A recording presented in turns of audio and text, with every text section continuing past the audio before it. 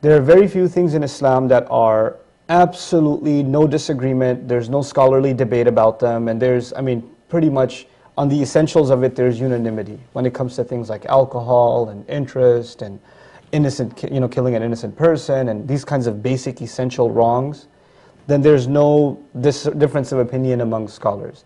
Hijab happens to be one of those things. Overwhelmingly, there is actually no disagreement among our scholars about what hijab means, what are its bare minimum requirements. There may be some technical discussion about, what's the bare minimum that constitutes a hijab, and there may be some kind of scholarly debate about that.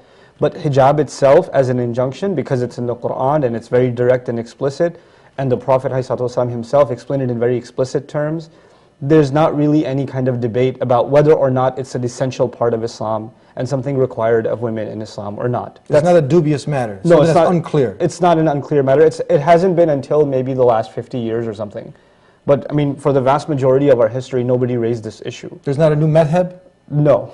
That's has a different opinion on this? It's just, in order to come up with a new opinion on this, you basically have to say for most of Islam's history, people didn't know what they were talking about. From the companions, first generation, second generation, all the way up until modern times, nobody knew what they were talking about. They were all a bunch of idiots. Nobody knew. Ma'adallah, I'm not obviously saying about them like this, but this is the opinion people have. They were backwards. They were pre-modern. They didn't understand our context. Our situation has changed. Therefore, we have to look at these things in a new way, etc., etc. The first thing I want to share, at least in terms of my conviction and the conviction of essentially, mainstream Muslims, is that these principles don't change.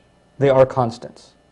But at the same time, the second conversation that has to be had in order to address the sister's problem is that people are complicated. And you have to know people's situations before you understand why they behave in a certain way. And it's not just about hijab.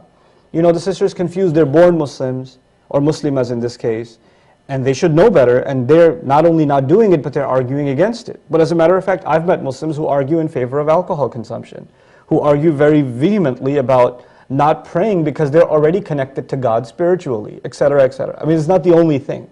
This mentality among Muslims of, you would be shocked, how are you Muslim if you're saying these kinds of things? How can these two things coexist? This is not limited to this one problem. So we have to understand it in the context of a larger problem.